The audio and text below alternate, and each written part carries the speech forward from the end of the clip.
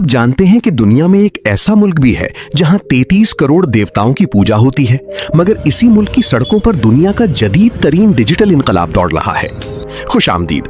आज हम आपको लेकर चल रहे हैं एक ऐसे मुल्क के सफर पर जिसे कभी सोने की चिड़िया कहा जाता था। इंडिया, भारत या हिंदुस्तान, नाम कोई भी हो, ये मुल्क महज एक जोग्राफिया नहीं बल्कि एक एहसास है। इसका दारुल हुकूमत नई दिल्ली है और इसका कुल रकबा 32,87,000 मुरब्बा किलोमीटर से जायद है, जो इसे दुनिया का 7वां बड़ा मुल्क बनाता है।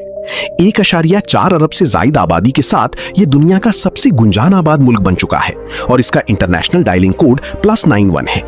हिमालय की बर्फपोश चोटियों से लेकर केरला के पुरसुकून पानियों तक ये वो जगह है जहां हर 100 किलोमीटर पर जबान और जायका बदल जाता है।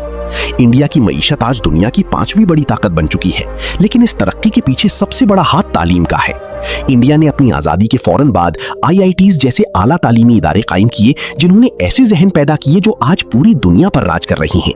आज गूगल के सुंदर पिचाई हो या माइक्रोसॉफ्ट के सत्या नडेला, दुनिया की बड़ी टेक्नोलॉजी कंपनियों की क़ियादत इंडियन निजात CEOs कर रही हैं। दिफाई लिहाज से इंडिया एक नाकाबिले तस्खीर कुव्वत बन चुका है, जिसकी फौज दुनिया की चौथी ताकतवर तरीन फौज है और इसमें 14 लाख से जायद फाल फौजी एहलकार शामिल हैं। इंडिया का एटमी ताकत बनने का सफर भी बहुत दिलचस्प है, जिसका आगाज 1960 की दहाई में हुआ और 1974 में स्माइलिंग बुद्धा के नाम से पहला जेरी जमीन तजर्बा किया गया।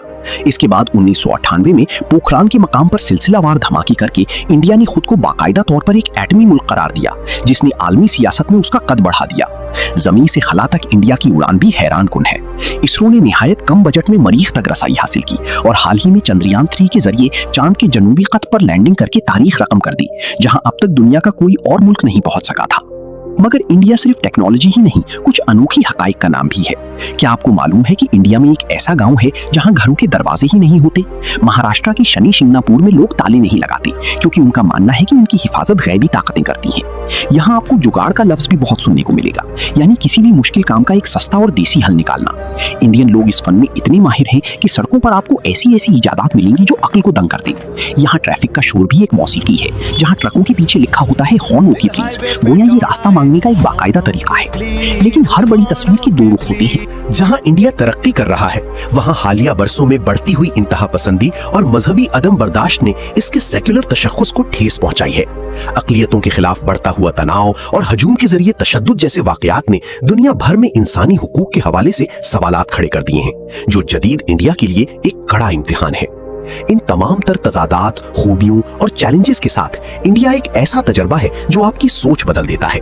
यहाँ एक तरफ गुर्बत है तो दूसरी तरफ बेपनाह दौलत, एक तरफ कदीम मंदिर है तो दूसरी तरफ जदीद लेबोरेटरीज। ये मुल्क अपनी